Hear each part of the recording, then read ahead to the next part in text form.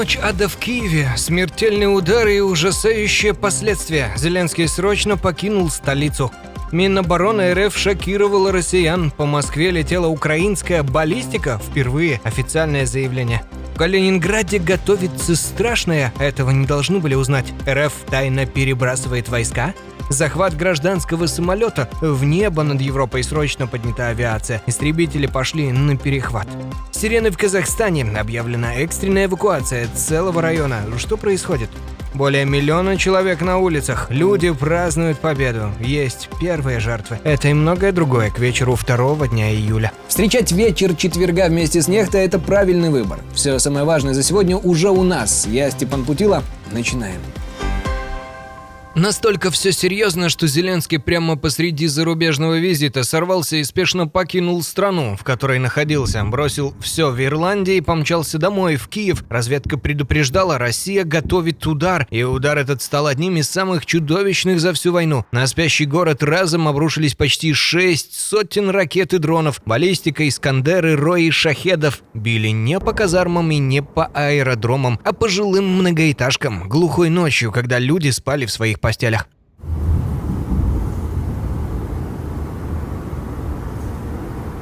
В Дарницком районе ракета снесла целый подъезд 9-этажки с 1 по 6 этаж вместе со спавшими там семьями.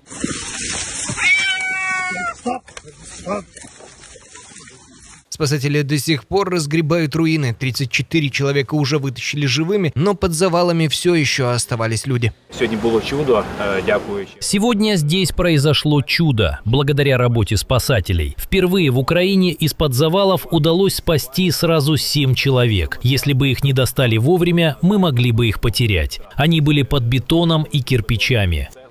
Итог ночи жуткий. Минимум 21 погибший и 85 раненых. Среди них 2 детей и 5 медиков скорой. Тех самых, кто в такие ночи спасает других. Обережно тут перевірю. Отак трогай, больно. Z-пропагандисты снова выкатили длинный список пораженных военных заводов в Киеве. Вот только спутниковых снимков этих разрушений после прошлых таких заявлений так и не появилось. Не будет и теперь. Бить-то били по жилым домам.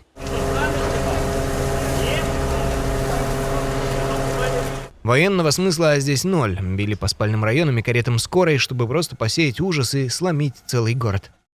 Не откладывайте решение о противовоздушной обороне для Украины. Это наша главная просьба к нашим партнерам после ночи ужасов, которую пережил Киев. Под ударом этой ночью были также и Киевщина, и Запорожская, Херсонская, Сумская и Харьковская область. Это уже не война армии, а террор против спящих. Завтра в Киеве объявлен день траура. И понятно, почему Москва лупит так остервенело по мирным. Ничего другого ей попросту не осталось. По-настоящему воевать уже нечем. Вот и вымещает бессилие на спящих городах.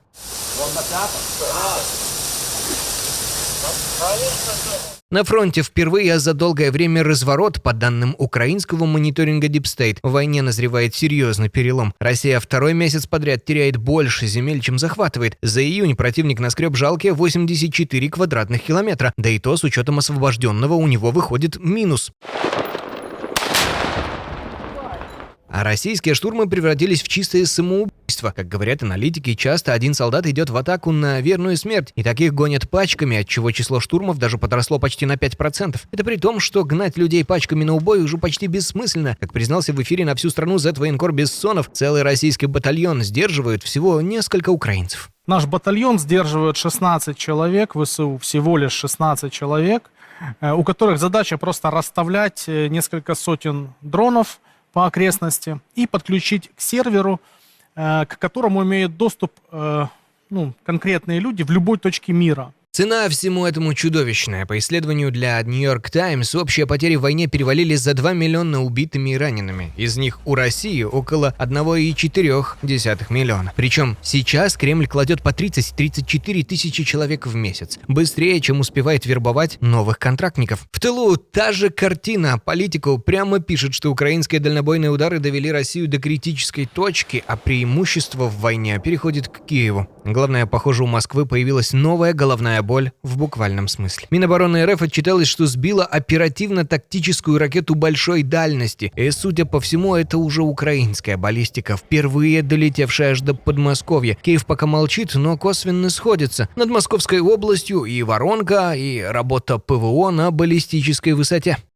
Таких ракет Киеву никто не передавал и вряд ли бы передал. По крайней мере, об этом ходили бы хотя бы слухи. А если так, это меняет правила игры. До сих пор Украина доставала вглубь дронами да крылатыми, теперь же под прицелом баллистики оказывается и сама Москва. А в отличие от тихоходных дронов, из-за огромной скорости ракеты почти не успевают перехватывать. А нужно найти, где они все находятся, и уничтожить заранее, иначе будет не очень хорошо. Вот и весь секрет ночного зверства. Бьют не от силы, а от отчаяния.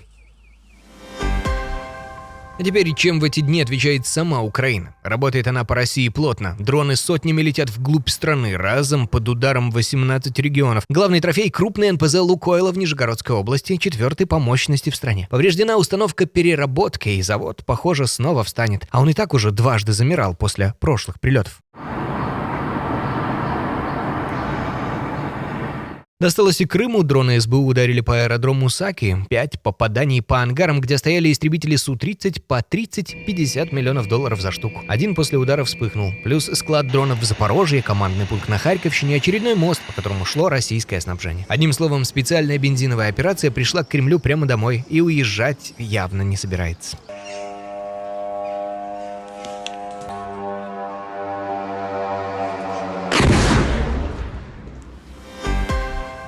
Тревожный эксклюзив, поступивший в нашу редакцию от надежных источников. На следующей неделе в Калининградской области собираются полностью вырубить интернет. Причем не только мобильный, но и проводной, по всему региону разом. Официальная причина звучит почти издевательски – празднование 80-летия области. Вот только сами местные чиновники в недоумении. С чего ради дня рождения глушить всю связь целиком? Да еще непонятно насколько. Так к салютам не готовятся. Так делают, чтобы в нужный момент никто не снял на телефон и не выложил то, что власти видеть не хотят. Ни передвижений войск, ни прилетов, ни паники. Начнем именно социальных вопросов. И вот что настораживает вдвойне. Буквально вчера Путин экстренно посреди недели и лично собрал совбез с теми самыми красными папками. И темой был как раз Калининград. Официально демография и дороги, но ради дорог силовиков в среду не срывают. А зажатый между странами НАТО анклав давно зовут одной из вероятных точек, где Россия и Запад могут схлестнуться. Что там затевается? Глухое отключение связи, экстренный совбез, красные папки, остается только гадать. Может, паранойя и показуха, а может, в Калининграде готовят что-то, о чем нам знать пока не положено. А вот улов так улов. В порту Петербурга накануне при досмотре мороженого тунца нашли необычную начинку – полтонны кокаина, спрятанного прямо в рыбьих тушах.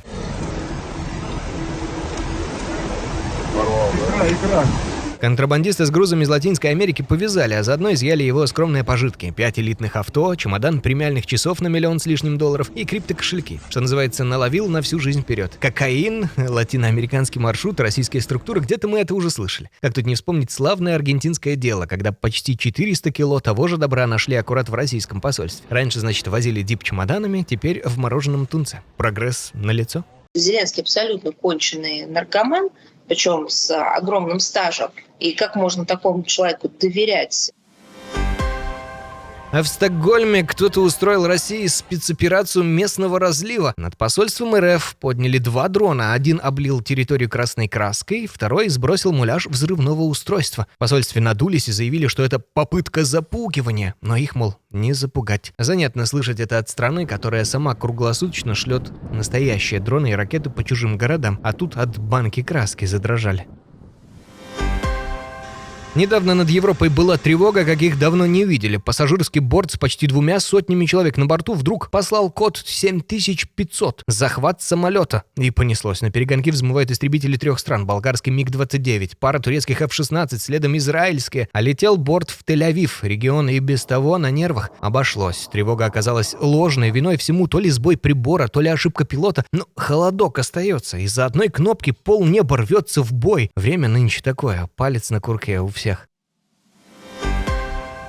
У Валентины Матвиенко нашлась для россиян новая разнарядка – плодиться строго по графику. До 35 лет, а лучше пораньше, надо создать семью, надо родить минимум 3 детей, состояться в профессии.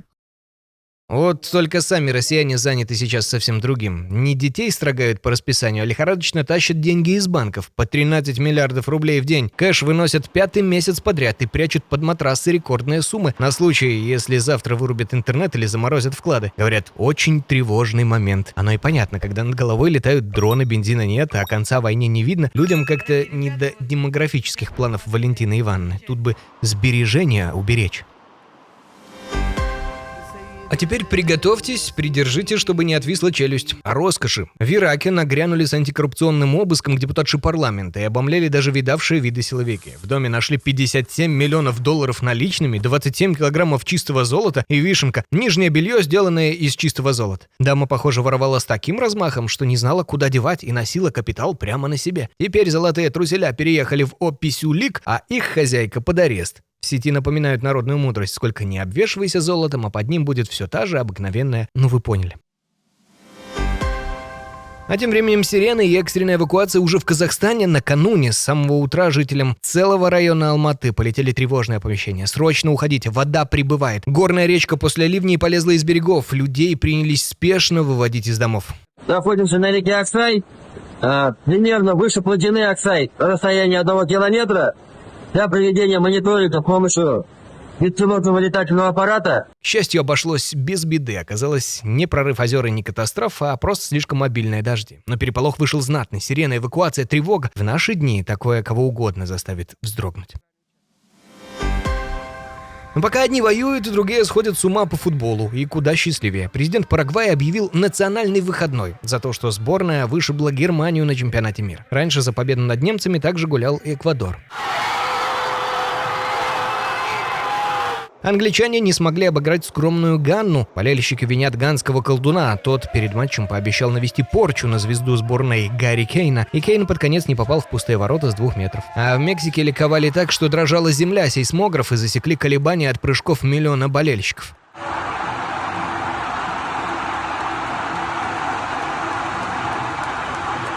Правда, там не обошлось без беды. В гигантской давке у главного монумента столицы погибли люди. Это обратная сторона всенародного ликования. Вот где нынче кипят настоящие страсти мирового уровня. И без единого выстрела. Может, и остальным пора выяснять отношения не на поле боя, а на футбольном. Ну а на этом пока все. Спасибо, что были с нами. Обязательно подписывайтесь на канал и встретимся уже утром.